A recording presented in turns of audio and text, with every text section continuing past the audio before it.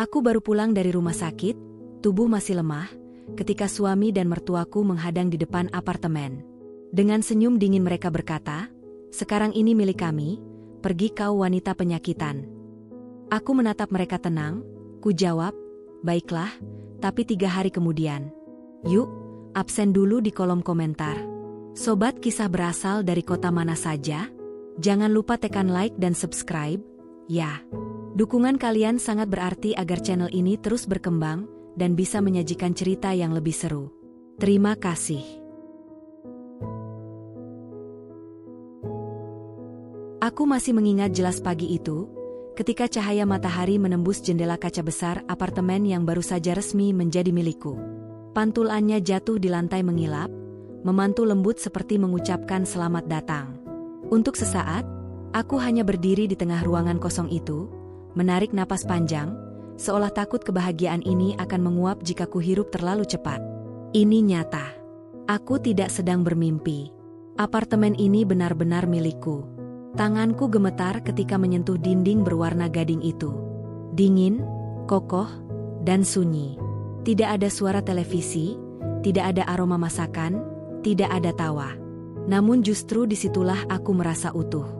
Tempat ini adalah hasil dari malam-malam panjang yang kuhabiskan di depan layar komputer, dari tubuh yang tetap terjaga meski mata sudah perih, dari air mata yang kutelan diam-diam saat merasa lelah dan sendirian. Tidak ada yang tahu betapa sering aku hampir menyerah. Betapa sering aku bertanya pada diri sendiri, apakah semua ini sepadan? Aku teringat masa-masa awal bekerja, ketika gaji pertamaku bahkan tidak cukup untuk membeli kebutuhan sebulan.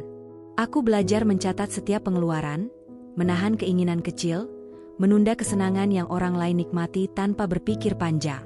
Setiap rupiah yang tersisa selalu kusimpan dengan satu harapan sederhana. Suatu hari aku akan punya tempat pulang yang tidak bisa direbut siapapun.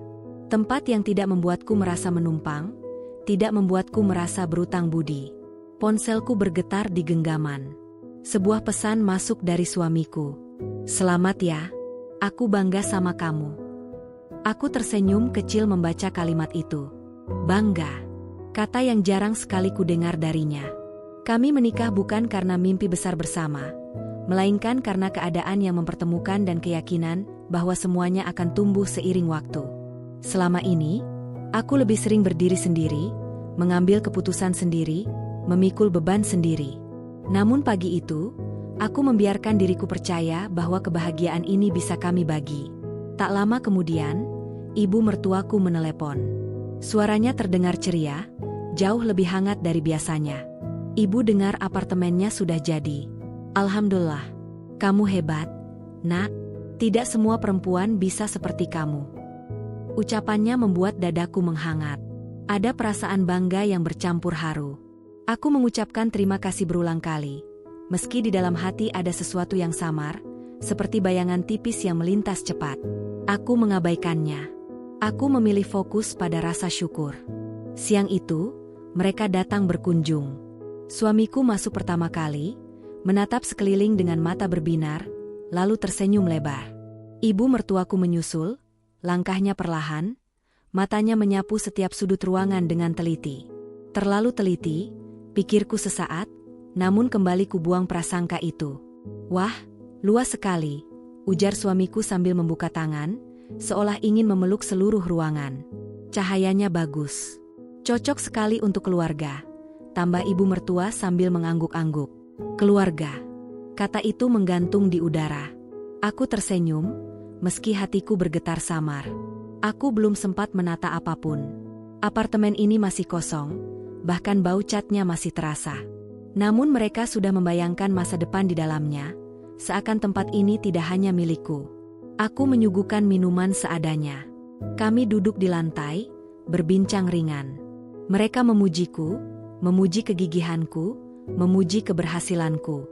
Kata-kata manis itu mengalir tanpa jeda. Aku mendengarkan, mencoba menikmati setiap pujian yang jarang kudapatkan selama ini. Namun di balik semua itu, ada rasa asing yang perlahan menyelinap.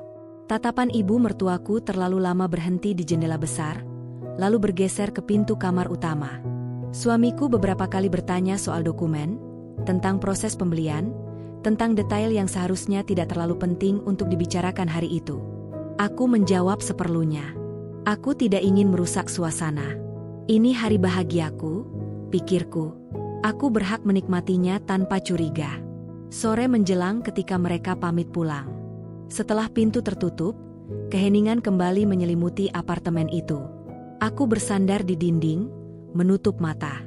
Ada rasa lelah yang tiba-tiba datang, seperti gelombang yang baru terasa setelah kapal merapat. Namun bersamaan dengan itu, ada kepuasan yang sulit dijelaskan. Aku berhasil. Aku sampai di titik ini dengan kakiku sendiri. Aku berjalan ke jendela, memandang keluar. Kota terbentang luas di bawah sana, dengan hiruk-pikuk yang tidak pernah benar-benar tidur. Di balik semua kesibukan itu, aku merasa kecil, namun sekaligus kuat. Tidak banyak orang yang tahu betapa mahalnya harga yang harus kubayar untuk berdiri di sini. Malam itu, aku tidur di atas kasur tipis yang sengaja kubawa. Tanpa gorden, tanpa lampu hias, hanya cahaya kota yang masuk dari balik kaca. Aku memeluk bantal, tersenyum sendiri. Untuk pertama kalinya setelah sekian lama, aku merasa aman. Tidak ada suara langkah asing, tidak ada tatapan yang membuatku waspada. Hanya aku dan ruang yang sepenuhnya menjadi milikku. Namun di balik ketenangan itu, tanpa kusadari, benih masalah telah ditanam. Ucapan selamat, senyum hangat, dan pujian yang terdengar tulus perlahan akan berubah menjadi tekanan yang menyesakan. Apartemen yang kupeluk sebagai simbol kebebasan, kelak akan menjadi alasan orang-orang terdekat mencoba merenggut kendali atas hidupku. Malam itu aku tertidur dengan damai, tanpa tahu bahwa kebahagiaan yang kurasakan hanyalah jeda singkat sebelum badai datang. Hari-hari setelah kepindahanku ke apartemen itu berjalan dengan ritme yang berbeda. Pagi datang lebih sunyi, tanpa suara motor tetangga saling bersahutan, tanpa ketukan pintu yang membuatku terkejut. Aku bangun dengan perasaan ringan, menyiapkan kopi sendiri, lalu duduk di dekat jendela sambil memandangi kota yang perlahan terjaga. Ada kebanggaan kecil setiap kali aku menyadari, semua ini adalah hasil dari tanganku sendiri. Namun ketenangan itu tidak bertahan lama. Perubahan pertama datang dari cara suamiku memperhatikanku. Ia menjadi lebih sering menelepon, menanyakan kegiatanku, jam pulang, bahkan detail kecil yang sebelumnya tidak pernah menjadi urusannya. Awalnya aku menganggapnya sebagai bentuk kepedulian. Aku ingin percaya bahwa pernikahan kami sedang bergerak ke arah yang lebih baik. Capek tidak mengurus apartemen sendirian? Tanyanya suatu malam, suaranya terdengar lembut, hampir terlalu lembut. Tidak. Justru aku senang. Jawabku jujur. Ia terdiam sejenak sebelum berkata, kalau perlu bantuan, bilang saja. Ini kan juga rumah kita. Kalimat itu membuatku berhenti sejenak. Rumah kita. Aku tidak menjawab apapun, hanya tersenyum kecil meski ia tidak bisa melihatnya. Ada sesuatu dalam nada suaranya yang sulit ku terjemahkan. Bukan ancaman, bukan pula paksaan. Lebih seperti penegasan halus yang ingin ditanamkan perlahan. Beberapa hari kemudian, ibu mertuaku datang lagi. Kali ini tanpa banyak basa-basi. Ia membawa beberapa kotak kecil berisi perabotan lama yang menurutnya masih layak pakai. Aku menyambutnya dengan sopan, meski di dalam hati ada sedikit keberatan. Aku belum ingin mengisi apartemen ini dengan apapun selain pilihanku sendiri. Daripada beli baru, pakai ini saja dulu, ujarnya sambil mengelus permukaan meja kecil yang sudah kusam.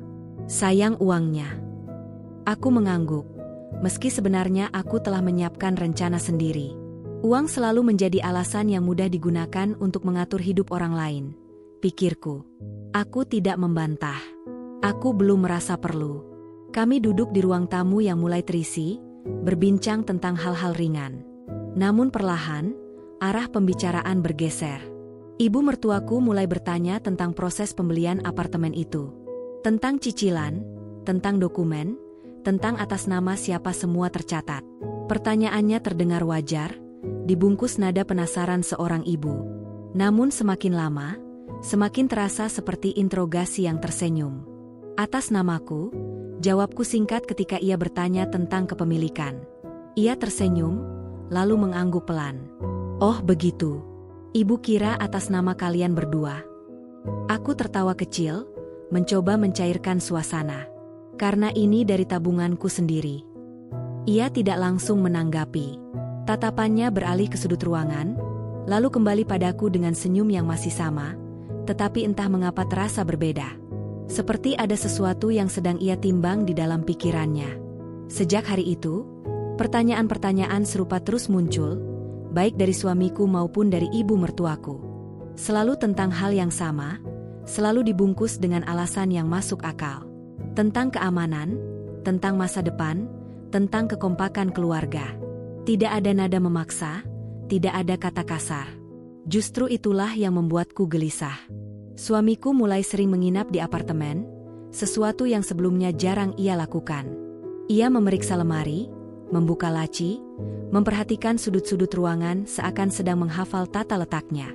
Kadang ia berkomentar tentang penempatan barang, kadang menyarankan perubahan kecil. Aku mengiyakan sebagian, menolak sebagian lain dengan halus. Setiap penolakanku selalu direspons dengan senyum tipis yang cepat menghilang. "Kamu terlalu mandiri," katanya suatu malam sambil merebahkan diri di sofa. "Tidak semua hal harus kamu tanggung sendiri." Aku menatapnya lama. "Mandiri." Kata itu dulu sering ia ucapkan dengan nada kagum. Kini terdengar seperti keluhan. Aku tidak tahu harus menjawab apa. Dalam hatiku, aku bertanya-tanya sejak kapan kemandirian menjadi sesuatu yang perlu dikoreksi. Ibu mertuaku pun semakin sering memberi nasihat yang terasa lebih tajam dari sebelumnya. Tentang bagaimana seharusnya seorang istri bersikap, tentang pentingnya berbagi aset demi keharmonisan. Semua diucapkan dengan suara lembut, seolah hanya ingin melindungiku dari kesalahan. "Kamu pintar, Nak," katanya suatu sore. "Tapi perempuan pintar kadang lupa kalau hidup itu harus berbagi." Kalimat itu terus terngiang di kepalaku bahkan setelah ia pulang. Aku duduk sendirian di ruang tamu, memandangi dinding yang mulai terisi figura. Aku merasa seperti sedang berdiri di persimpangan yang tidak pernah kupilih. Di satu sisi, ada keinginanku untuk mempertahankan apa yang telah kuperjuangkan. Di sisi lain, ada tekanan halus yang datang dari orang-orang terdekat, membuatku merasa egois hanya karena ingin menjaga milikku sendiri. Malam itu, aku membuka kembali berkas-berkas pembelian apartemen. Kubaca satu persatu dengan teliti, memastikan semuanya tercatat rapi. Ada rasa lega setiap kali mataku berhenti pada namaku sendiri. Namun bersamaan dengan itu, ada kecemasan yang mulai tumbuh. Seperti peringatan kecil bahwa sesuatu sedang bergerak di balik layar, sesuatu yang belum sepenuhnya kupahami. Aku menutup map itu perlahan, lalu memeluknya ke dada. Untuk pertama kalinya sejak tinggal di sini, aku tidak merasa sepenuhnya aman. Senyum-senyum manis yang kuterima, perhatian yang tampak tulus, dan kata-kata tentang keluarga perlahan membentuk bayangan lain. Bayangan tentang niat yang belum terucap, tentang rencana yang masih disembunyikan rapat-rapat. Aku menarik napas dalam, mencoba menenangkan diri. Mungkin aku terlalu curiga, pikirku. Mungkin ini hanya fase penyesuaian. Namun jauh di lubuk hati, aku tahu, sesuatu telah berubah. Dan perubahan itu tidak datang dari luar, melainkan dari dalam rumah tanggaku sendiri. Aku mulai terbiasa dengan perasaan waspada yang datang tanpa diundang. Setiap kali langkah kaki terdengar di lorong apartemen, setiap kali ponselku bergetar dengan nama suamiku atau ibu mertuaku, ada jeda singkat di dadaku. Jeda yang membuat napasku tertahan sebelum akhirnya kembali normal. Aku tidak ingin mengakui bahwa ketenangan yang dulu kurasakan kini perlahan menghilang, digantikan oleh kewaspadaan yang melelahkan. Suatu sore, aku pulang lebih awal dari kantor. Tubuhku lelah, pikiranku penuh, dan yang kuinginkan hanya mandi lalu berbaring sejenak. Begitu memasuki apartemen, aku mendapati sepatu suamiku tergeletak rapi di dekat pintu. Aku terkejut. Ia tidak memberi kabar akan datang. Dari dalam, terdengar suara lirih, seperti dua orang sedang berbicara pelan. Aku melangkah perlahan, berusaha tidak menimbulkan suara. Percakapan itu berasal dari dapur. Suara suamiku terdengar jelas, sementara suara lainnya, aku kenali sebagai suara ibu mertuaku. Mereka berbicara pelan, namun cukup jelas untuk membuatku berhenti di balik dinding. "Jangan terburu-buru," kata ibu mertuaku. Dia itu keras kepala, tapi kalau ditekan pelan-pelan, lama-lama juga luluh.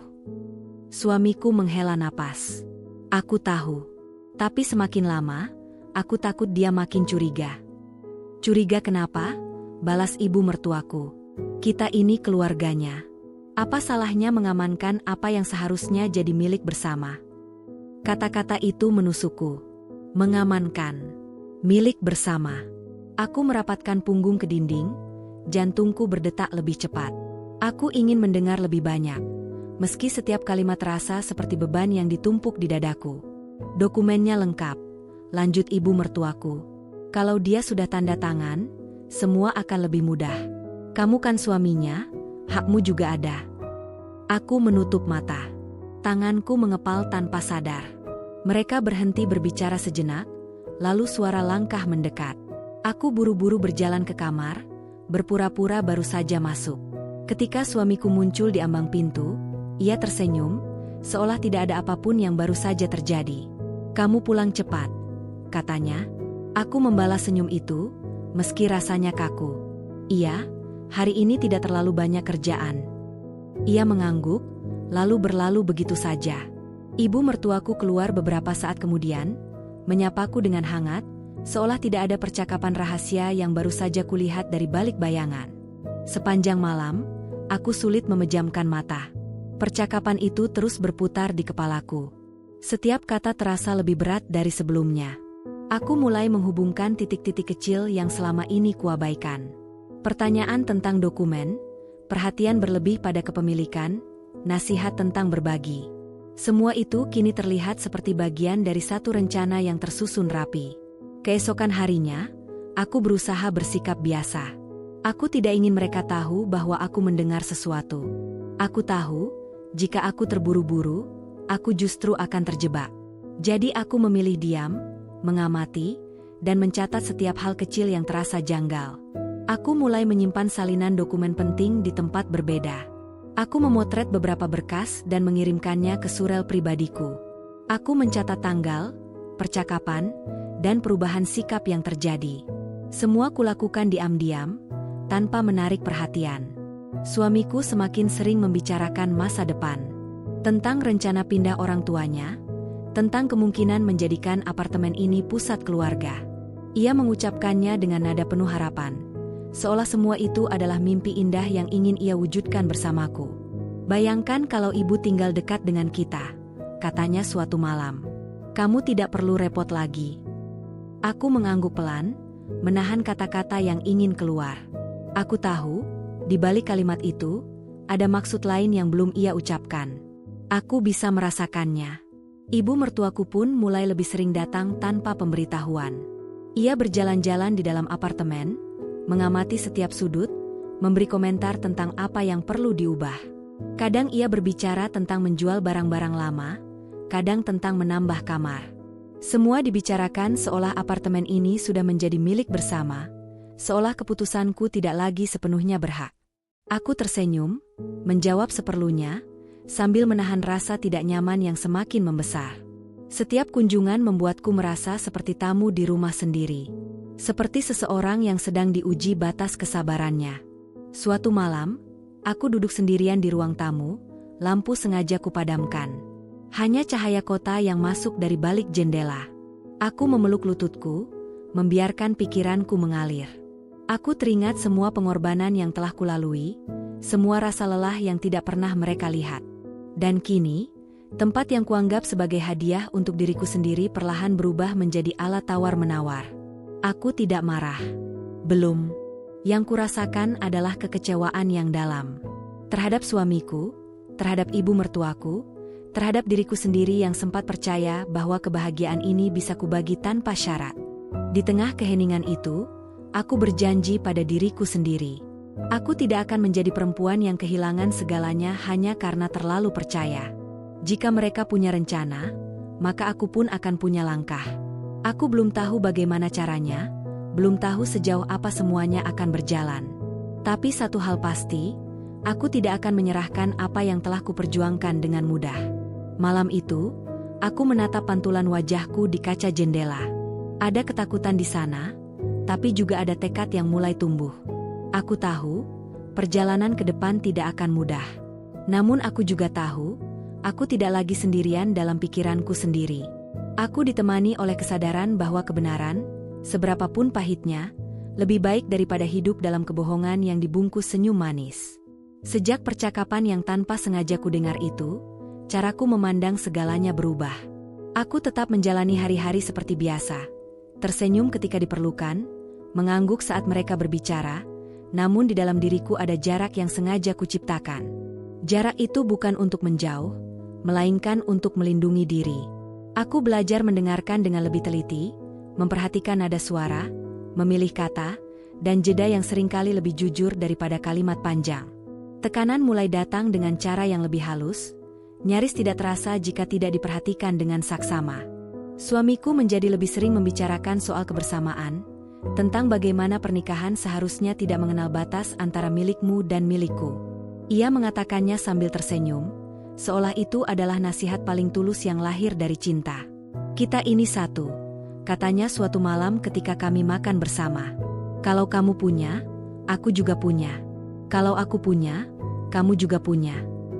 Aku mengunyah pelan, menahan keinginan untuk langsung menjawab. Kalimat itu terdengar indah, hampir sempurna. Namun di balik keindahannya, aku merasakan tekanan yang tidak kasat mata. Seolah kebersamaan hanya sah jika aku bersedia melepas sesuatu yang kuanggap penting. Aku tidak pernah bilang kamu tidak punya apa-apa, jawabku akhirnya. Aku hanya ingin menjaga apa yang sudah kuusahakan. Ia menatapku cukup lama, lalu tersenyum tipis. Aku hanya tidak ingin kamu terlihat sendirian. Sendirian. Kata itu kembali dipakai sebagai alasan. Aku mengangguk, meski di dalam hati ada rasa getir.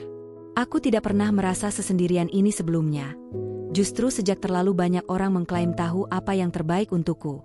Ibu mertuaku datang beberapa hari kemudian dengan membawa nada yang berbeda. Jika sebelumnya ia menggunakan pujian dan nasihat lembut, kini ia mulai menyelipkan perbandingan. Tentang perempuan lain yang lebih patuh, tentang keluarga yang harmonis karena tidak mempermasalahkan harta. Semua disampaikan dengan senyum, seolah hanya cerita ringan yang kebetulan memiliki pesan tersirat. Kamu jangan terlalu kaku, nak, katanya sambil menyesap teh. Hidup itu bukan cuma soal hak, tapi juga soal keikhlasan.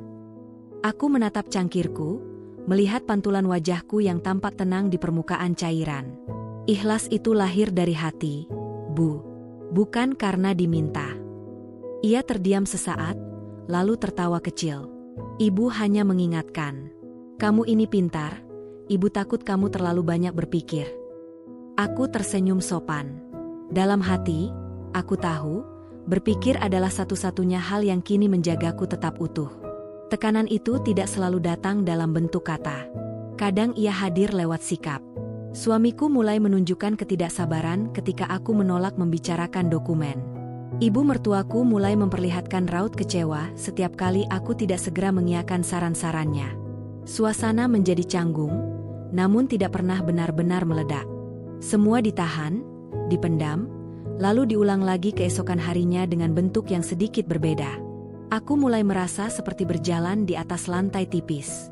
Setiap langkah harus diperhitungkan, setiap ucapan harus dipilih dengan hati-hati. Salah sedikit saja, aku bisa dianggap egois, keras kepala, atau tidak tahu diri. Label-label itu mulai melayang di udara, meski belum pernah diucapkan secara terang-terangan. Suatu malam, suamiku kembali mengangkat topik yang sama. Kali ini dengan nada yang lebih serius. Aku sudah bicara dengan ibu, katanya. Kami hanya ingin memastikan masa depan kita aman. Kalau ada apa-apa sama kamu, bagaimana aku nanti? Aku menatapnya, mencoba mencari kejujuran di matanya. Apa maksudmu? Dokumen apartemen itu, ujarnya pelan.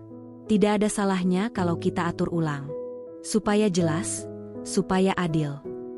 Kata adil membuatku tersenyum pahit. Adil menurut siapa? Menurut logika mereka, jawabannya.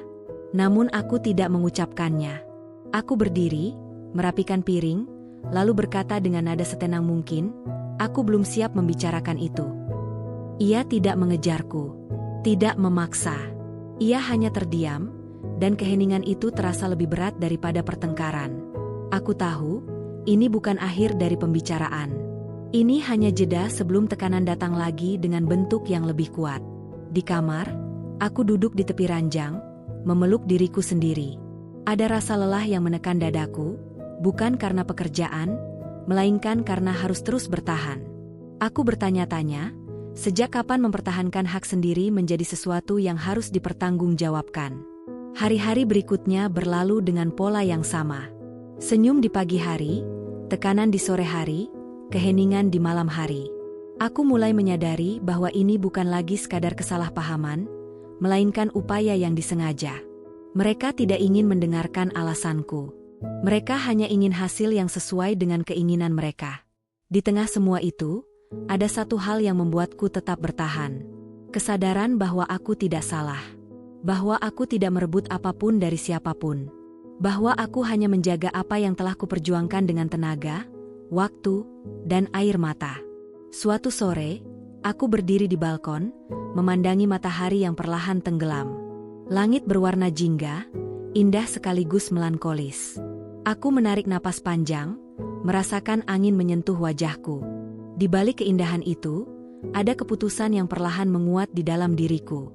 Aku tidak tahu seberapa jauh tekanan ini akan membawa kami. Aku tidak tahu apakah pernikahan ini bisa bertahan tanpa aku harus mengorbankan diriku sendiri. Namun satu hal menjadi semakin jelas, aku tidak akan menyerah hanya demi menjaga ilusi keharmonisan. Jika mereka terus menekan dengan balutan kasih, maka aku akan berdiri lebih tegak, meski harus sendirian. Apartemen ini bukan sekadar bangunan. Ia adalah bukti bahwa aku mampu. Dan aku tidak akan membiarkan siapapun, bahkan orang-orang terdekatku, merampas makna itu dariku. Hubungan kami perlahan berubah menjadi sesuatu yang asing. Bukan karena pertengkaran besar atau kata-kata kasar, melainkan karena jarak yang tumbuh diam-diam.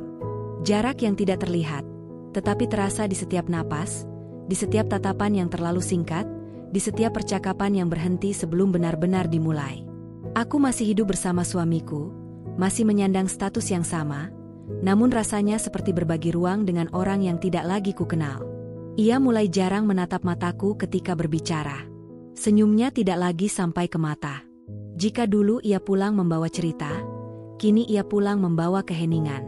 Aku bisa merasakan kekecewaannya, meski ia tidak pernah mengucapkannya secara terang-terangan.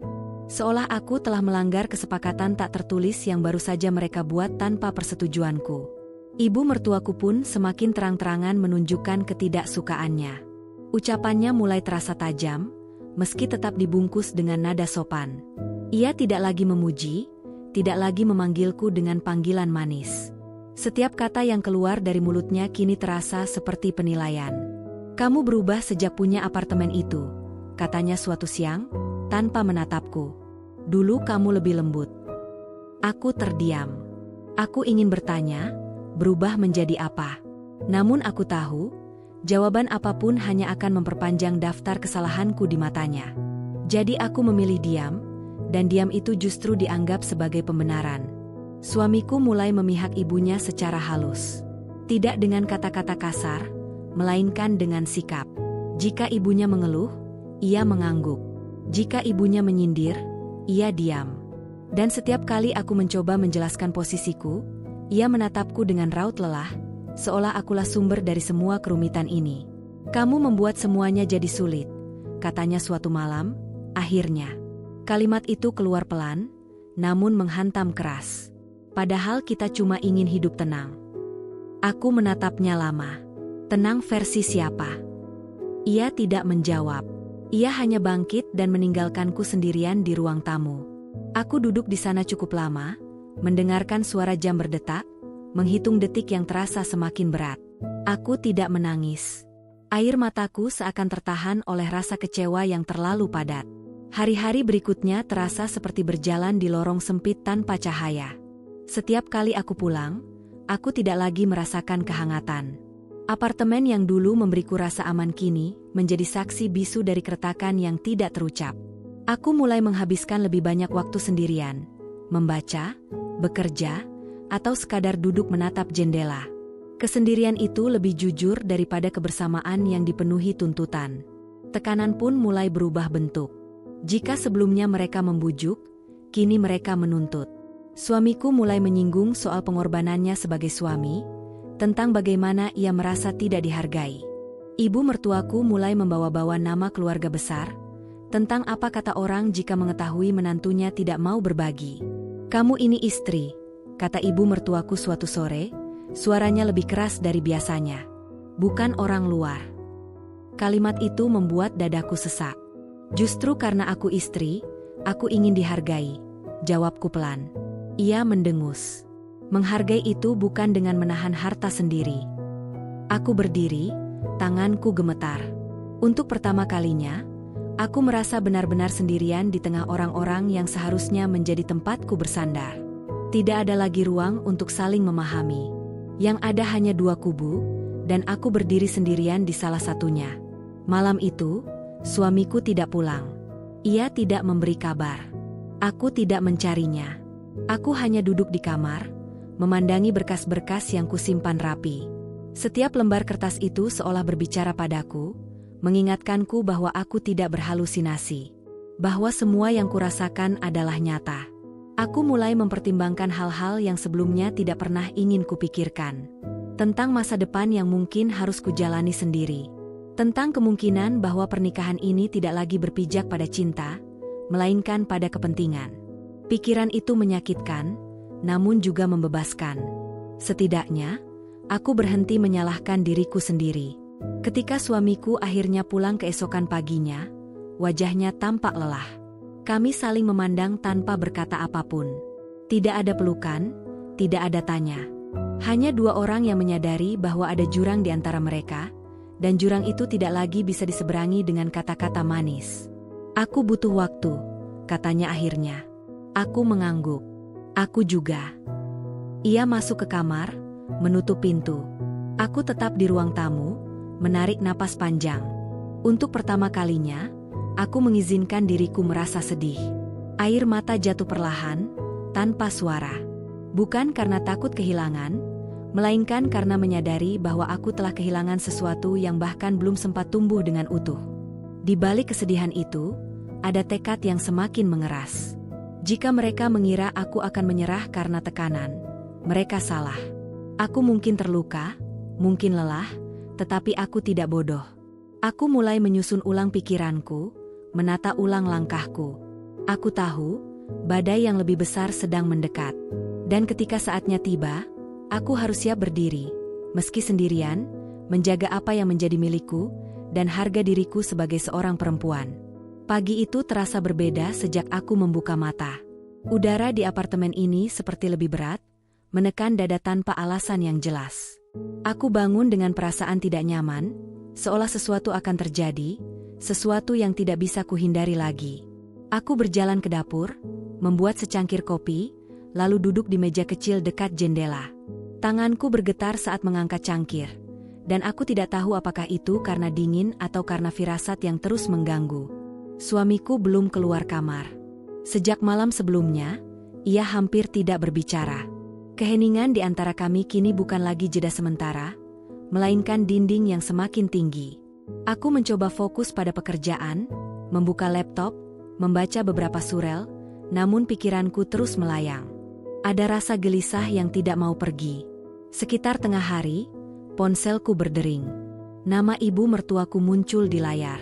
Aku menatapnya beberapa detik sebelum akhirnya mengangkat panggilan itu. "Kamu di apartemen?" tanyanya tanpa basa-basi. "Iya, Bu," jawabku singkat. "Ibu mau datang. Ada hal penting yang harus kita bicarakan," katanya, lalu menutup telepon sebelum aku sempat bertanya lebih lanjut. Hatiku mencelos. Aku menutup laptop, mencoba menenangkan diri.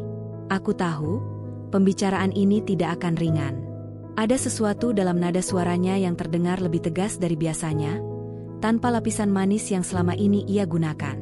Mereka datang bersama. Suamiku dan ibu mertuaku masuk dengan wajah serius. Tidak ada senyum, tidak ada sapaan hangat. Aku mempersilakan mereka duduk, lalu ikut duduk di seberang, mencoba menjaga jarak yang aman. Ibu mertuaku mengeluarkan sebuah map coklat dari tasnya, meletakkannya di atas meja. Suara map itu menyentuh permukaan meja terdengar lebih keras dari seharusnya. "Kita tidak bisa terus seperti ini," katanya langsung. Semua jadi tidak jelas.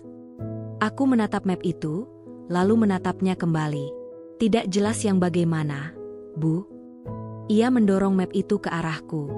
Ini solusi. Supaya semuanya tenang. Aku membuka map itu dengan tangan yang mulai dingin. Di dalamnya, ada beberapa lembar dokumen. Mataku menyapu judulnya, dan jantungku langsung berdegup kencang. Dokumen perubahan kepemilikan. Nama suamiku tercantum di sana, berdampingan dengan namaku, bahkan pada beberapa bagian hanya tertulis namanya saja. Apa ini? Tanyaku, meski aku sudah tahu jawabannya. Suamiku akhirnya bicara. Ini hanya formalitas. Supaya aman. Aman untuk siapa? Suaraku terdengar lebih keras dari yang kuinginkan. Ibu mertuaku menyilangkan tangan. Untuk keluarga. Kamu jangan berpikir sempit. Aku tertawa kecil, pahit. Sempit? Aku yang membeli apartemen ini. Aku yang mencicilnya. Aku yang bekerja siang malam untuk ini. Suamiku menghela napas, seolah lelah menghadapi anak kecil. Kamu selalu mengungkit itu. Kita ini suami istri. Justru karena itu, balasku, aku tidak mengerti kenapa harus ada dokumen seperti ini. Suasana mengeras. Ibu mertuaku mencondongkan tubuh ke depan. Kamu jangan keras kepala. Ibu ini orang tua. Ibu tahu mana yang terbaik. Aku merasakan sesuatu di dadaku pecah. Selama ini aku menahan diri, menahan kata-kata, menahan emosi. Namun melihat dokumen itu, rencana yang selama ini hanya kuduga kini terbentang nyata di hadapanku. Yang terbaik untuk siapa? Tanyaku, kali ini tanpa berusaha melembutkan suara. Untuk kalian? Suamiku menatapku tajam. Kamu keterlaluan. Aku berdiri. Kakiku terasa lemas, namun aku memaksa diriku tetap tegak. Keterlaluan karena aku tidak mau menyerahkan hakku. Ibu mertuaku ikut berdiri. Kamu ini perempuan. Jangan sok pintar. Kalau bukan karena suami, kamu juga tidak akan sejauh ini. Kalimat itu menghantamku lebih keras dari tamparan. Aku merasakan panas di wajahku, amarah yang selama ini kutahan akhirnya meluap. Jangan pernah meremehkan perjuanganku, kataku dengan suara bergetar. Aku sampai di sini bukan karena belas kasihan siapapun. Suamiku menepuk meja. Cukup. Tanda tangani saja. Jangan buat masalah. Aku menatapnya, benar-benar menatap wajah pria yang kupanggil suami. Wajah itu asing. Tidak ada lagi kelembutan, tidak ada lagi rasa hormat. Yang ada hanya tuntutan dan keinginan untuk menguasai. Tidak, kataku tegas. Keheningan jatuh di antara kami. Ibu mertuaku memandangku dengan mata menyala. Kalau kamu tidak mau bekerja sama, jangan salahkan kami kalau mengambil langkah lain. Ancaman itu menggantung di udara. Aku tahu, ini bukan gertakan kosong. Aku merasakan ketakutan, ya, tetapi di balik ketakutan itu, ada kejernihan yang aneh. Semua menjadi jelas. Tidak ada lagi kebingungan, tidak ada lagi harapan palsu. Aku mengambil map itu, menutupnya, lalu meletakkannya kembali di meja. Aku tidak akan menandatangani apapun, kataku, dan aku sarankan kalian berhenti memaksaku. Suamiku tertawa sinis. Kamu pikir kamu bisa melawan kami? Aku mengangguk pelan. Aku tidak tahu. Tapi aku tahu aku tidak akan diam. Wajah ibu mertuaku berubah. Ia meraih tasnya, lalu melangkah menuju pintu. Kita lihat saja sampai kapan kamu bisa bertahan. Mereka pergi tanpa pamit. Pintu tertutup dengan suara keras yang menggema di apartemen itu. Aku berdiri di tengah ruangan, tubuhku gemetar, napasku terengah. Setelah semuanya sunyi, aku perlahan duduk di lantai, memeluk lututku. Air mata akhirnya jatuh, deras dan panas. Bukan hanya karena marah, tetapi karena kenyataan yang kini tidak bisa lagi kuingkari. Pernikahan ini bukan lagi tentang cinta. Ini tentang kepentingan, tentang kekuasaan, tentang upaya merebut apa yang bukan hak mereka. Namun di tengah tangisku, ada sesuatu yang bangkit. Amarah yang jernih. Kesadaran bahwa aku tidak lagi bisa bersikap pasif. Jika mereka sudah membuka permainan dengan terang-terangan, maka aku pun harus bersiap. Aku mengusap air mata, menarik napas panjang. Di benakku, satu kalimat bergaung jelas. Ini belum selesai. Dan aku tidak akan menjadi korban dalam cerita hidupku sendiri. Setelah hari itu, semuanya bergerak cepat, seolah mereka tidak ingin memberiku waktu untuk bernapas. Suamiku nyaris tidak pulang ke apartemen. Jikapun datang, ia hanya mengambil beberapa pakaian, lalu pergi tanpa menatapku. Tidak ada lagi percakapan, tidak ada lagi penjelasan. Keheningan berubah menjadi hukuman yang sengaja diciptakan untuk melemahkanku. Namun anehnya, di tengah kesepian itu, pikiranku justru menjadi lebih jernih. Tidak ada lagi suara yang saling bertabrakan, tidak ada lagi tekanan yang dibungkus nasihat. Aku sendirian, dan justru disitulah aku mulai benar-benar berpikir. Aku tahu mereka tidak akan berhenti. Ancaman ibu mertuaku bukan sekadar emosi sesaat. Dokumen yang mereka sodorkan bukan rencana spontan. Semuanya terlalu rapi, terlalu siap. Itu berarti ada langkah-langkah lain yang mungkin sudah mereka siapkan. Dan jika aku lengah, aku bisa terjebak tanpa sempat melawan. Aku mulai dari hal paling sederhana, mengamankan diriku sendiri. Aku mengganti kata sandi surel, akun perbankan, dan semua akses digital yang pernah diketahui suamiku. Aku memindahkan beberapa dokumen penting ke tempat yang tidak terduga, bahkan menyimpannya dalam bentuk salinan yang terpisah. Setiap tindakan kulakukan diam-diam, tanpa tergesa, tanpa jejak. Beberapa hari kemudian, suamiku menghubungiku. Pesannya singkat, nyaris formal. Ia memintaku bertemu, katanya ingin berbicara baik-baik. Aku menatap layar ponsel cukup lama sebelum membalas. Naluriku berkata ini bukan sekadar ajakan berdamai. Namun aku juga tahu, menolak bertemu bisa memberinya alasan untuk memainkan peran korban. Aku setuju. Kami bertemu di apartemen, di ruang tamu yang kini terasa asing. Ia datang sendirian, wajahnya tampak lebih tenang dibanding terakhir kali kami bertengkar. Ia duduk di hadapanku, menarik napas panjang, lalu tersenyum kecil. Aku minta maaf soal kemarin, katanya. Mungkin kami terlalu memaksamu. Aku menatapnya tanpa ekspresi. Aku sudah belajar, permintaan maaf bisa menjadi alat paling halus untuk menurunkan pertahanan seseorang. Aku hanya ingin kita baik-baik saja. Lanjutnya, tidak ada niat buruk. Aku mengangguk pelan. Kalau begitu, kita bisa mulai dengan saling menghormati. Ia tersenyum, lalu mengeluarkan map lain dari tasnya. Jantungku berdegup lebih cepat, namun wajahku tetap tenang. Ia meletakkan map itu di meja, mendorongnya ke arahku. Kali ini berbeda, katanya cepat. Tidak seperti kemarin. Ini hanya perjanjian sementara. Tidak mengikat. Aku membuka map itu dengan hati-hati. Dokumennya tampak lebih sederhana, bahasanya lebih lunak. Tidak ada perubahan kepemilikan yang mencolok, hanya beberapa pasal tentang pengelolaan bersama dan kuasa terbatas. Sekilas, terlihat aman. Terlalu aman. Kamu bisa baca pelan-pelan, ujarnya. Tidak perlu terburu-buru tanda tangan. Aku tersenyum tipis. Di dalam hatiku, alarm berbunyi keras. Jika mereka sampai mengubah strategi, berarti penolakan kerasku kemarin memang mengguncang rencana mereka. Aku menutup map itu kembali. Aku akan baca, kataku. Aku tidak janji apapun. Ia mengangguk, tampak lega. Sebelum pergi, ia berkata, ibu juga sebenarnya hanya khawatir. Jangan terlalu buruk sangka. Setelah pintu tertutup, aku duduk lama menatap map itu. Aku tidak langsung membacanya. Aku justru menyalakan laptop, mencari informasi, membaca artikel hukum, dan mencatat hal-hal kecil yang sering diabaikan orang awam.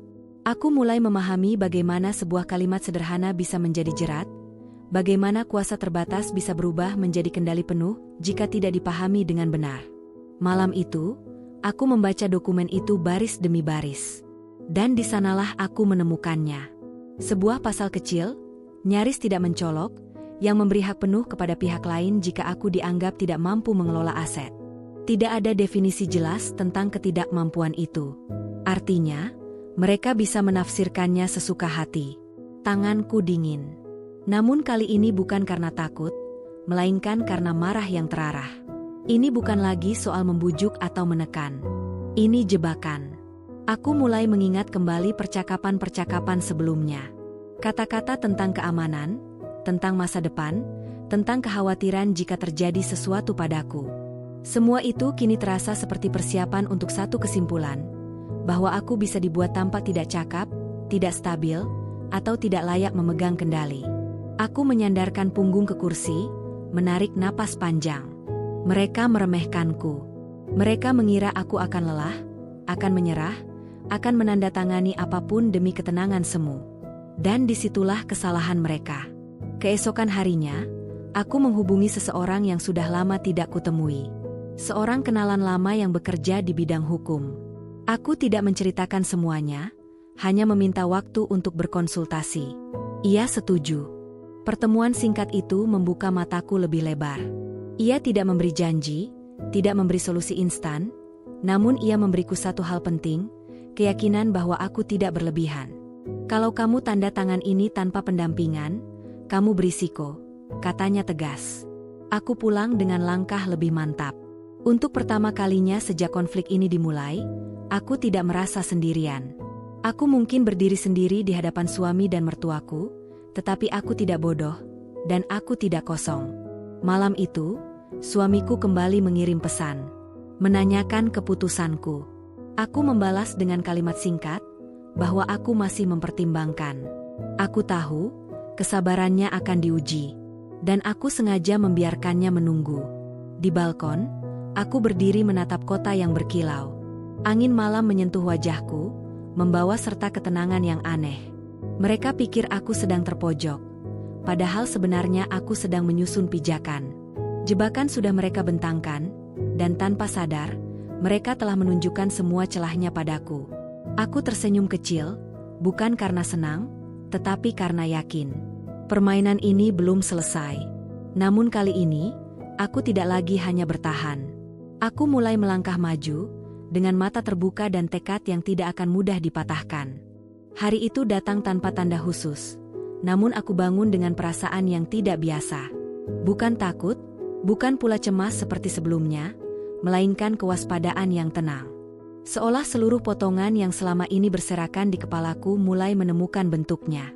Aku tahu, sesuatu akan terjadi. Dan aku tahu, hari ini mereka akan mencoba langkah terbesar mereka. Pagi itu suamiku kembali menghubungiku. Nada pesannya berbeda. Lebih singkat, lebih tegas, dan tanpa embel-embel manis. Ia memintaku datang ke sebuah kantor notaris. Katanya hanya untuk klarifikasi dokumen agar tidak ada salah paham. Ia menekankan bahwa ini demi kebaikan bersama. Kata-kata yang sama, diulang dengan wajah yang berbeda. Aku menatap layar ponsel lama sekali sebelum membalas. Aku mengiyakan. Jika mereka ingin menyeretku ke panggung utama, aku tidak akan bersembunyi di balik tirai. Justru di sanalah semuanya harus diakhiri. Aku tiba lebih dulu. Ruangan itu beraroma kertas dan pendingin udara yang terlalu dingin. Aku duduk di kursi tunggu, memperhatikan setiap detail. Beberapa menit kemudian, mereka datang. Suamiku, ibu mertuaku, dan seorang pria yang tampak rapi dengan map tebal di tangannya. Tidak ada senyum ramah. Tidak ada basa-basi. Kami dipersilakan masuk ke sebuah ruangan. Notaris itu mulai berbicara dengan nada datar, menjelaskan dokumen yang katanya telah disepakati sebelumnya. Aku mendengarkan dengan saksama, mencatat setiap kata. Ketika ia menyebutkan klausul tentang kuasa pengelolaan penuh, jika salah satu pihak dianggap tidak cakap, aku mengangkat tangan. Maaf, kataku pelan, namun jelas. Siapa yang menentukan kecakapan itu? Ruangan mendadak sunyi. Notaris itu terdiam sejenak, lalu menjawab hati-hati, biasanya berdasarkan kesepakatan keluarga. Aku menoleh ke arah suamiku. Ia menghindari tatapanku. Ibu mertuaku menyela, itu hanya antisipasi. Kamu jangan berlebihan. Aku tersenyum tipis. Berlebihan itu ketika seseorang diminta menandatangani sesuatu yang bisa merampas kendali hidupnya. Suasana berubah. Suamiku terlihat gelisah. Ibu mertuaku mengeraskan suara, menuduhku tidak percaya pada keluarga sendiri, menyebutku egois, dan mengingatkan tentang pengorbanan mereka. Semua kata itu mengalir deras, seperti peluru yang selama ini ditahan. Aku membiarkannya bicara. Aku membiarkan mereka merasa unggul. Hingga akhirnya aku mengeluarkan map kecil dari tasku, meletakkannya di meja dengan tenang. Sebelum lanjut, kataku, aku ingin memastikan kita semua jujur. Aku membuka map itu. Di dalamnya, ada salinan pesan, catatan percakapan, dan beberapa dokumen yang menunjukkan upaya sistematis untuk mengalihkan kepemilikan. Ada pula bukti konsultasi mereka dengan pihak lain, jauh sebelum aku diajak bicara dengan alasan kekeluargaan. Wajah suamiku memucat. Ibu mertuaku terdiam. Aku mendengar percakapan kalian. Lanjutku, suaraku tetap tenang. Tentang bagaimana aku harus ditekan pelan-pelan. Tentang bagaimana aku bisa dianggap tidak mampu jika perlu. Notaris itu mengernyit, mulai membaca dokumen di hadapannya dengan lebih serius. Ruangan yang tadi terasa dingin kini seperti membeku. Kalian menyebut ini demi keamanan, kataku, padahal ini jebakan. Suamiku bangkit dari kursinya. Kamu mengada-ada. Aku menatapnya lurus. Kalau aku mengada-ada, kenapa kalian begitu panik? Ibu mertuaku berdiri, suaranya bergetar oleh amarah. Kamu tidak tahu diri. Kami ini keluargamu. Aku mengangguk pelan. Justru karena itu, aku tidak menyangka kalian akan sejauh ini. Notaris itu akhirnya angkat bicara, menyatakan bahwa dengan bukti-bukti tersebut, proses ini tidak bisa dilanjutkan. Ia menyarankan agar semua pihak menenangkan diri dan mempertimbangkan ulang langkah mereka. Kalimat itu seperti palu yang memukul meja, menghentikan sandiwara yang mereka susun rapi. Suamiku menatapku dengan wajah yang kini tak lagi bisa menyembunyikan kepanikan. Kamu sudah merencanakan ini? Aku berdiri. Tidak.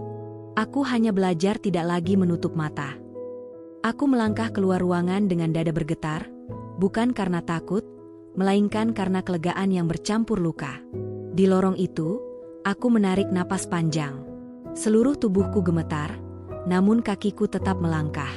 Di luar gedung, matahari terasa menyilaukan. Aku berdiri sejenak, membiarkan cahaya itu menyentuh wajahku.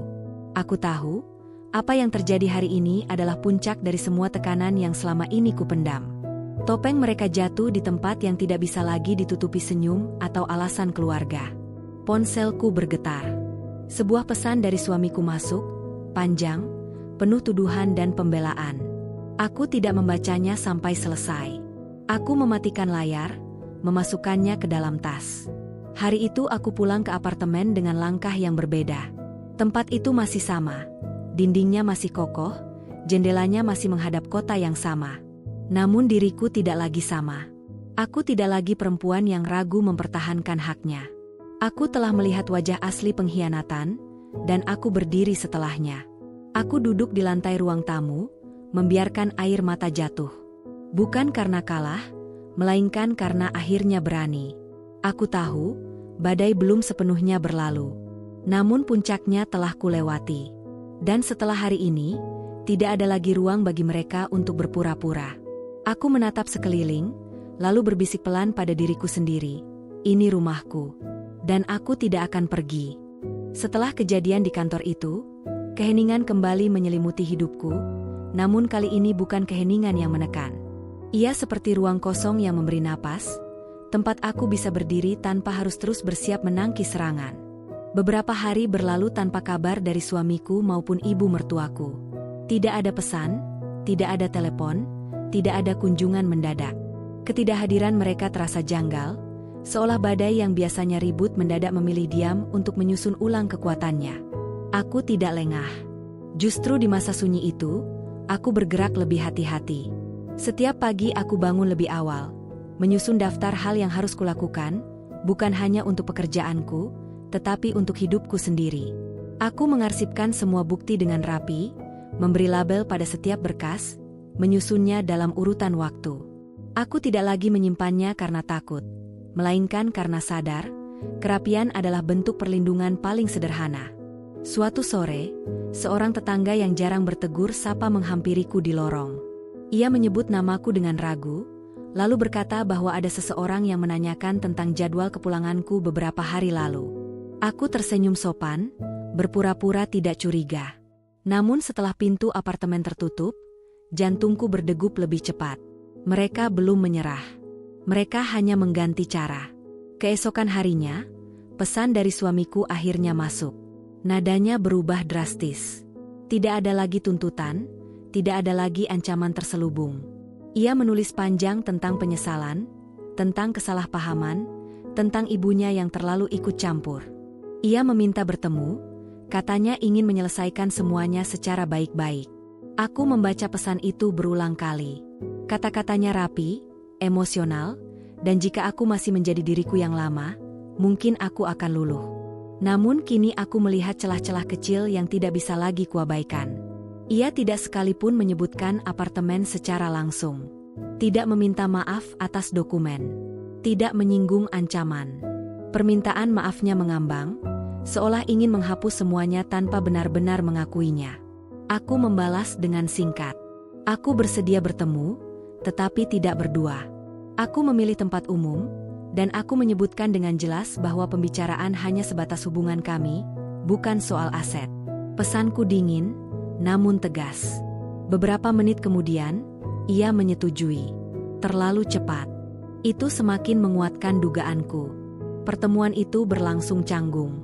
Ia duduk di depanku dengan wajah yang tampak lebih kurus. Matanya lelah.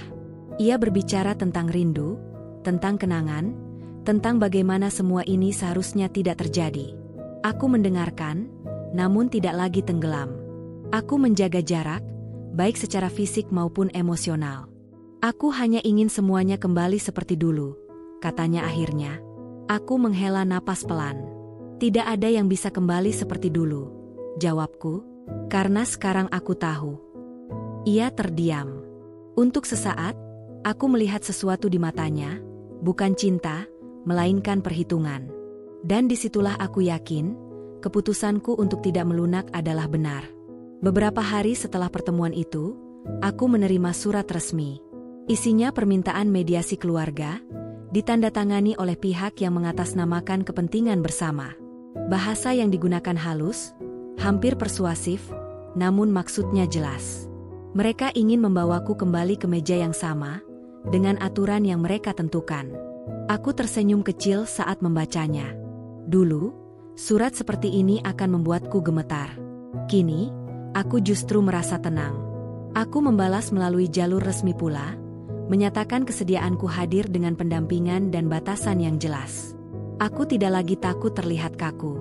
Aku tidak lagi takut disebut tidak patuh. Hari mediasi itu datang, dan untuk pertama kalinya, aku melihat ibu mertuaku kehilangan kendali di depan orang lain. Ia mencoba memainkan peran korban, menyebut namaku dengan nada sedih, mengungkit pengorbanan, dan berharap simpati.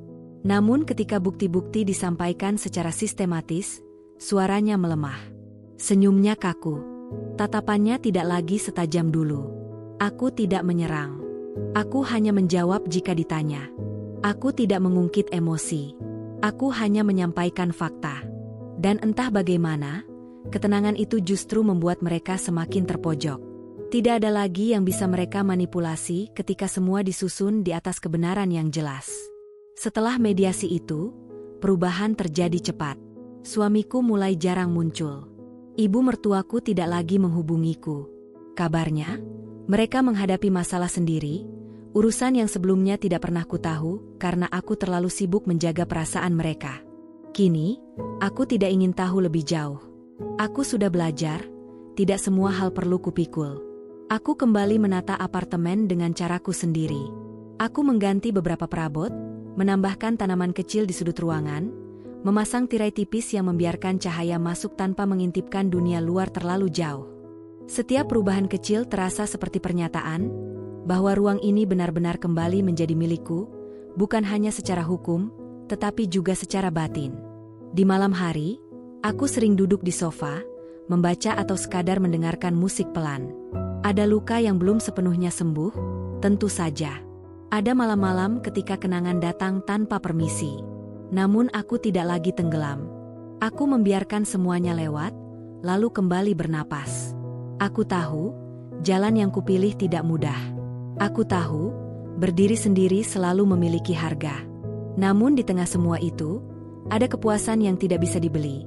Kepuasan karena tidak mengkhianati diri sendiri. Aku tidak menang karena menjatuhkan mereka. Aku menang karena aku tidak lagi membiarkan diriku dijatuhkan. Dan disitulah aku berdiri kini, di tengah ruang yang sunyi namun jujur. Bukan sebagai istri yang dituntut menyerah, bukan sebagai menantu yang harus patuh, melainkan sebagai perempuan yang akhirnya berani menjaga batasnya sendiri. Hari-hari setelah mediasi terasa seperti lembaran baru yang masih kaku.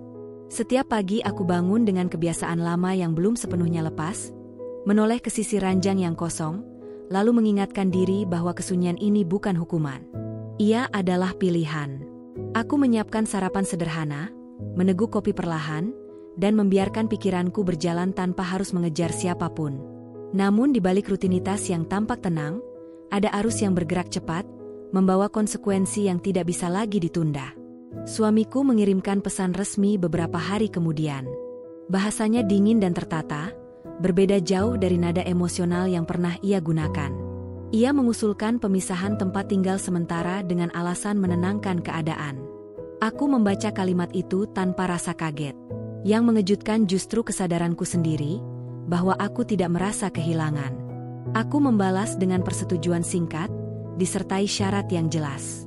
Tidak ada pembicaraan aset. Tidak ada kunjungan mendadak. Semua melalui jalur yang rapi.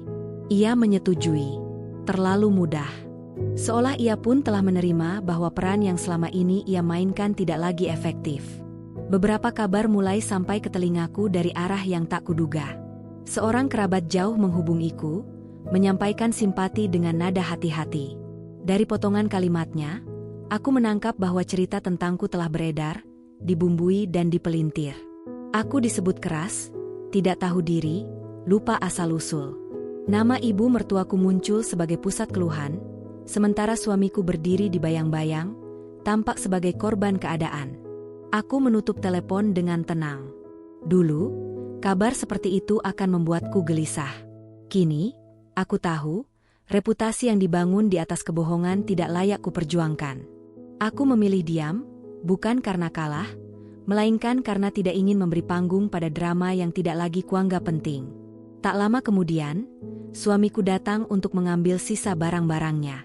Ia berdiri di ambang pintu dengan wajah yang sulit kubaca. Kami saling menatap beberapa detik, lalu ia masuk tanpa banyak kata. Aku membiarkannya mengemasi sendiri. Setiap suara resleting terasa seperti tanda titik pada kalimat panjang yang akhirnya selesai. Aku tidak menyangka semuanya akan begini, katanya tiba-tiba, suaranya rendah. Aku mengangguk pelan. Aku juga. Ia menoleh, seakan menunggu kelanjutan. Aku tidak menambahkan apapun. Ada kebenaran yang tidak lagi perlu diucapkan. Ketika ia pergi, pintu tertutup tanpa dentuman. Sunyi menyusul, dan untuk pertama kalinya, sunyi itu terasa utuh. Beberapa hari setelahnya, ibu mertuaku mencoba menghubungiku. Panggilannya tidak kujawab. Pesannya panjang, berisi campuran penyesalan dan tuntutan. Ia meminta bertemu, katanya ingin berbicara dari hati ke hati. Aku membaca pesan itu sampai selesai, lalu menghapusnya. Aku tidak membenci, tetapi aku juga tidak lagi bersedia membuka pintu yang selama ini membuatku harus berdiri sambil menahan napas. Puncak perubahan datang ketika surat resmi dari pengadilan tiba. Bukan gugatan dariku, melainkan permohonan dari pihak suamiku untuk mengatur ulang status pernikahan kami. Bahasanya formal, datar, dan jelas. Aku duduk lama memandangi amplop itu. Ada kesedihan yang singgah sebentar, seperti tamu yang sopan, lalu pergi tanpa membuat kekacauan. Aku menandatangani dokumen balasan dengan tangan mantap. Tidak ada air mata. Tidak ada drama. Hari sidang pertama berlangsung singkat.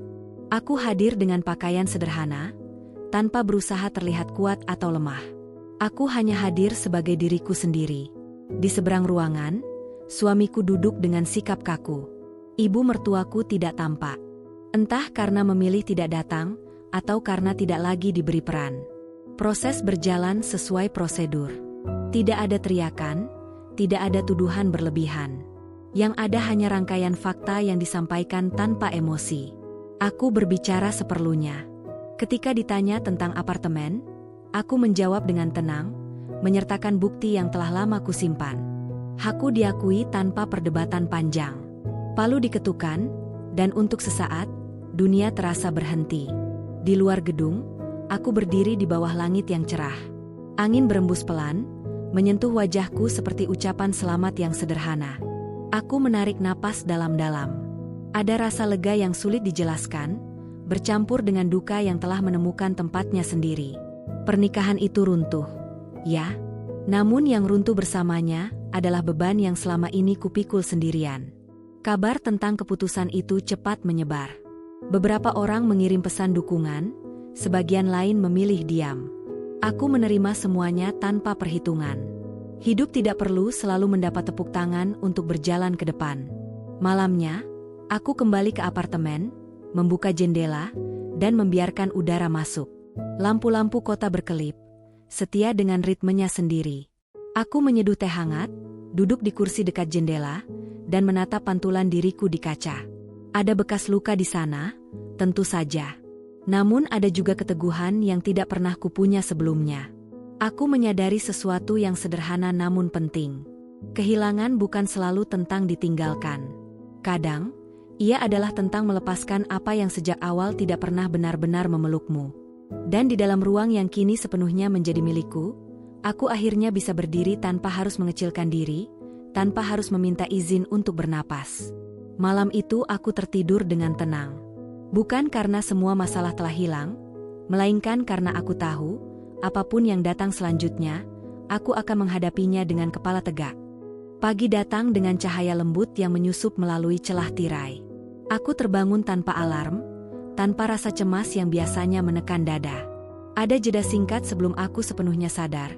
Jeda ketika aku hampir mencari ponsel untuk memastikan tidak ada pesan masuk. Namun aku berhenti.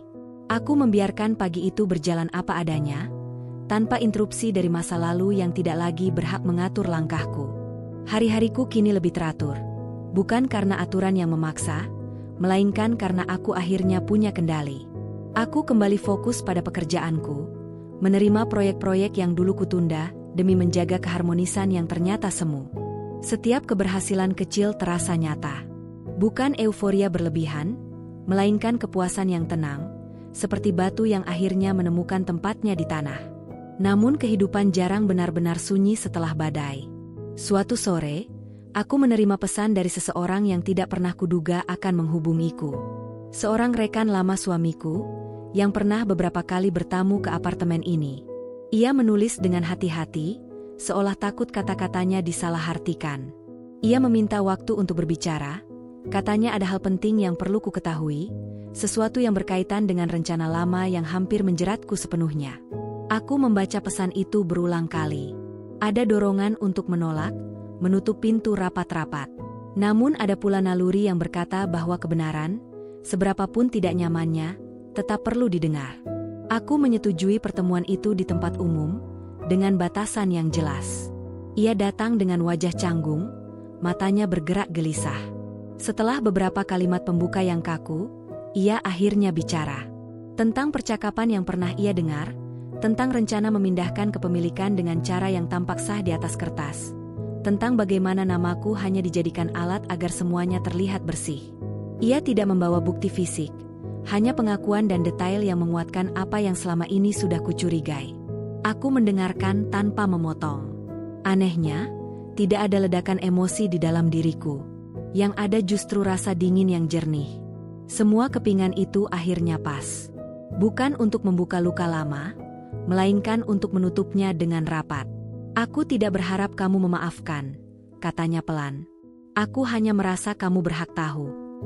Aku mengangguk. Terima kasih sudah jujur, jawabku, dan itu sungguh yang kurasakan.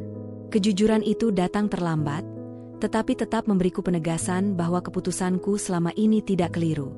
Sepulang dari pertemuan itu, aku duduk lama di ruang tamu, memandangi dinding yang pernah menjadi saksi tangis dan kebimbanganku. Aku menyadari bahwa tidak semua kebenaran harus diperjuangkan di pengadilan. Ada kebenaran yang cukup disimpan sebagai pengetahuan, sebagai tameng agar aku tidak lagi mudah digiring. Beberapa hari kemudian, kabar tentang ibu mertuaku kembali terdengar. Ia dikabarkan mengalami kesulitan, bukan hanya soal reputasi, tetapi juga kepercayaan dari orang-orang yang dulu memujanya. Ada yang menyarankan agar aku menjenguk, agar aku terlihat berbesar hati. Aku mempertimbangkannya sebentar, lalu memutuskan untuk tidak datang. Bukan karena dendam, melainkan karena aku tahu, kehadiranku tidak akan menyembuhkan apapun. Terkadang, jarak adalah bentuk belas kasih yang paling jujur. Aku mulai merencanakan hal-hal kecil untuk diriku sendiri. Mengikuti kelas yang ingin kuambil, menata ulang sudut kerja, bahkan merencanakan perjalanan singkat. Setiap rencana terasa seperti janji baru, bukan kepada siapapun, melainkan kepada diriku sendiri. Di malam yang tenang, aku berdiri di balkon, memandang kota yang terus bergerak. Aku tidak lagi merasa tertinggal atau dikejar. Aku berdiri sejajar dengan waktuku sendiri. Luka itu ada, namun tidak lagi bernanah. Ia telah menjadi bagian dari cerita, bukan pusatnya. Aku tahu, satu langkah terakhir masih menungguku. Bukan langkah besar yang dramatis, melainkan keputusan sederhana untuk benar-benar menutup pintu lama dan melangkah tanpa menoleh. Dan untuk pertama kalinya, aku tidak takut pada apa yang menanti di depan. Pagi itu aku bangun dengan perasaan yang berbeda, bukan karena sesuatu yang besar akan terjadi, melainkan karena tidak ada lagi yang harus kutakuti. Cahaya matahari jatuh rata di lantai ruang tamu, menyentuh sudut-sudut yang dulu sering kulewati dengan langkah ragu. Kini, setiap sudut terasa akrab, seolah apartemen ini akhirnya mengenal siapa pemiliknya. Aku menyeduh kopi dan duduk di dekat jendela. Kota bergerak seperti biasa, dengan ritme yang tidak menungguku dan tidak pula menolakku. Di sanalah aku menemukan ketenangan yang paling jujur, ketika dunia tidak lagi memintaku untuk menjelaskan atau membuktikan apapun. Aku cukup ada, dan itu sudah cukup. Hari itu aku menerima satu surat terakhir, bukan dari pengadilan, bukan pula dari keluarga yang pernah mengikatku dengan tuntutan. Surat itu dari diriku sendiri, dalam bentuk keputusan yang telah lama tertunda. Aku menandatangani berkas penataan aset, memastikan semuanya tercatat rapi atas namaku. Tidak ada lagi celah, tidak ada lagi ruang abu-abu. Aku menutup map itu dengan perasaan lega, seolah mengunci bab lama yang telah selesai dibaca. Sore harinya, aku membereskan apartemen perlahan. Aku menyortir barang-barang, menyimpan yang benar-benar kubutuhkan, dan melepaskan sisanya. Ada beberapa benda yang membawa kenangan pahit. Aku tidak membuangnya dengan marah. Aku mengucapkan selamat tinggal dengan tenang. Kenangan tidak perlu dihapus untuk bisa ditinggalkan. Teleponku bergetar sekali. Sebuah pesan singkat masuk dari nomor yang kukenal. Suamiku. Isinya pendek, tidak berusaha panjang atau dramatis. Ia mengucapkan terima kasih atas segala hal yang pernah kami lewati, dan berharap aku baik-baik saja. Aku membaca pesan itu tanpa tergesa, lalu membalas dengan kalimat yang sama singkatnya. Aku mendoakan hal yang sama. Tidak lebih, tidak kurang. Malam turun dengan lembut. Aku menyalakan lampu kecil di ruang tamu, membiarkan suasana hangat menyelimuti ruangan. Aku duduk di sofa, menarik napas panjang, dan untuk sesaat, aku mengingat semua yang telah kulewati. Bukan untuk mengulang rasa sakitnya, melainkan untuk mengakui kekuatanku sendiri. Aku pernah goyah. Aku pernah hampir menyerah. Namun aku juga bangkit, bukan dengan teriakan, melainkan dengan keteguhan yang perlahan. Aku menyadari sesuatu yang penting. Kebebasan bukanlah keadaan tanpa masalah. Ia adalah kemampuan untuk memilih, untuk berkata tidak tanpa rasa bersalah, dan untuk melangkah tanpa harus menoleh pada mereka yang ingin menarikmu kembali. Kebebasan adalah ruang di dalam diri yang akhirnya berani kau jaga sendiri. Aku berdiri di tengah ruang tamu, memandang apartemen ini dengan mata baru. Tempat ini bukan lagi simbol keberhasilan semata, melainkan saksi perjalanan. Di dinding-dindingnya, tersimpan ketakutan yang telah kutaklukkan dan keputusan yang telah kuambil dengan penuh kesadaran. Aku tersenyum kecil, bukan karena semuanya sempurna, tetapi karena aku utuh. Saat aku mematikan lampu dan melangkah ke kamar, ada rasa damai yang menetap di dadaku. Esok hari akan datang dengan tantangannya sendiri, dan aku tidak lagi menunggu siapapun untuk menyelamatkanku. Aku telah melakukannya sendiri. Dan di dalam keheningan malam itu, aku tahu, kisah ini tidak berakhir dengan kemenangan atas orang lain, melainkan dengan kemenangan atas diriku sendiri. Sebuah akhir yang sederhana, jujur, dan untuk pertama kalinya, benar-benar milikku.